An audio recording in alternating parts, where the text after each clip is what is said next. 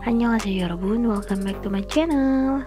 Setelah penangkapan Judante di episode 11, polisi pun segera menggerebek cottage milik Judante. Polisi menemukan Sim Suryon dan Berona yang ada di dalam bawah tanah. Tidak hanya itu, polisi menemukan beberapa foto Chon So Jin dan Judante yang ada di cottage tersebut.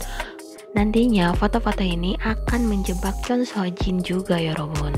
Di episode 12 dijelaskan juga bagaimana rencana terstruktur Sim Suryon untuk menjebak si Judante ini.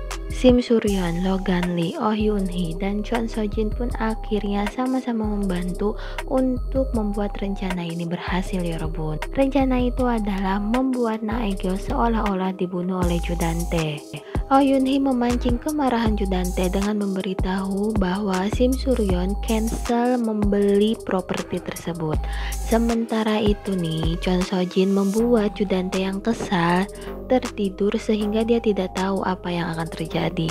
Chon So Jin pun mengemas beberapa pakaian Judante untuk nantinya akan dipakai oleh Logan Lee sebagai properti dan menyamarkan ketika Logan Lee seolah-olah membunuh Na Aegyo ya Robun. Tepat jam 10 malam, Na Aegyo ditabrak oleh mobil Judante yang dibawa oleh Logan Lee. Na Aegyo pun seolah-olah mati dan jasadnya dikremasi di sebuah krematorium. Beberapa bukti pun dihadirkan dengan menggunakan cincin Judante yang ditaruh di dalam mobil tersebut. Sementara itu, Oh Yoon Hee mengambil abu jenazah Sim Suryon dan kita tahu bahwa itu adalah abu jenazahnya Na Aegyo. Tidak hanya itu, Sim Suryon pun meminta Berona untuk ikut memasukkan Judante ke dalam penjara. Selang beberapa saat, Judante pun akhirnya ditangkap polisi dan Chon So Jin pun berpura-pura kaget bahwa Judante telah membunuh Na Aegyo. Sedangkan Judante itu tertidur dari malam sampai pagi dan dia tidak mengingat apapun. Polisi pun mulai melakukan investigasi dan dia mewawancarai agen properti Wang. Di sana dia bersaksi bahwa Judante memukul Na Aegyo. Dia pun memberikan rekaman CCTV kepada polisi untuk menguatkan apa yang dia saksikan. Sim Suryon memberikan keterangan bahwa dia disiksa selama 2 tahun itu oleh Judante. Sedangkan Berona juga memberikan kesaksian apa yang telah terjadi kepada dirinya adalah ulah dari Judante juga. Chon So Jin sendiri akhirnya melakukan gugatan cerai kepada Judante. Dia pun kaget ketika penghuni penthouse lainnya memberitahu kepada dia bahwa Sim Suryon masih hidup. Penghuni Hera Palace pun akhirnya ketakutan setelah mendengar kabar bahwa Sim Suryon still alive ya Robun. Chon So Jin pun segera pergi ke penthouse-nya dan mencari Eun-byul, namun ternyata Eun-byul tidak ada di sana. Dia pun menanyakan keberadaan Eun-byul kepada Miss Jin, namun Miss Jin tidak memberitahunya. Pada saat yang bersamaan, polisi pun datang dan Chon So Jin pun ditangkap karena diduga membantu pembunuhan si Na Aegyo ini. Ini didasarkan pada foto di mana Chon So Jin memasuki cottage si rumah Judante itu. Sama halnya dengan Judante nih Robun, dia pun sangat kaget setelah mendengar bahwa Sim Suryon masih hidup.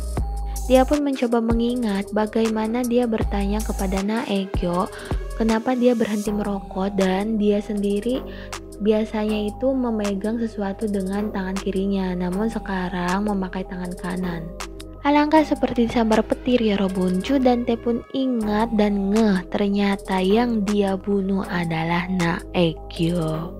Akhirnya Jung Do-man pun, lelaki yang dicintai oleh Na Aegyo, dipertemukan dengan Logan Lee.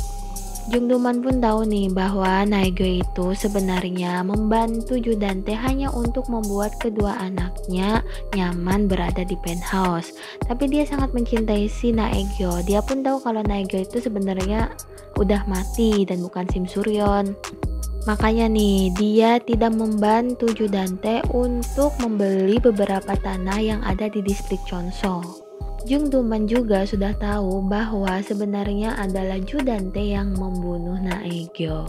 Dia pun tahu bahwa sebenarnya Na Aegyo mengimpersonat si Sim Suryon ini selama bertahun-tahun ya Robun.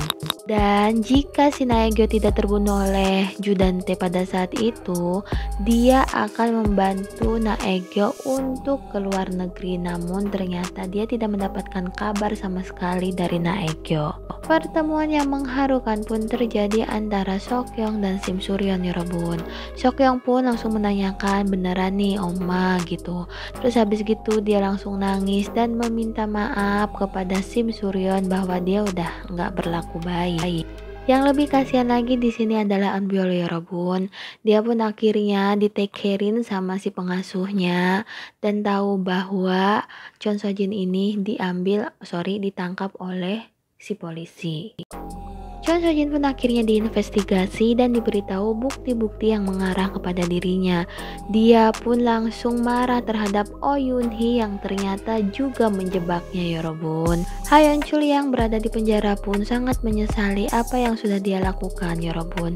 Terlebih ketika dia tahu bahwa Baerona adalah anaknya. Dia pun mendapatkan surat dari Oh Yoon Hee bahwa pembunuh sebenarnya dari Baerona akan segera terungkap. Ha Yeon Chul pun langsung menyadari bahwa ada yang tidak beres dengan surat yang diberikan oleh Oh Yoon Hee. Sementara itu Oh Yoon Hee ternyata bunuh diri ya Robun. Entah benar atau enggak ya. Bisa aja dia diselamatin oleh orang lain.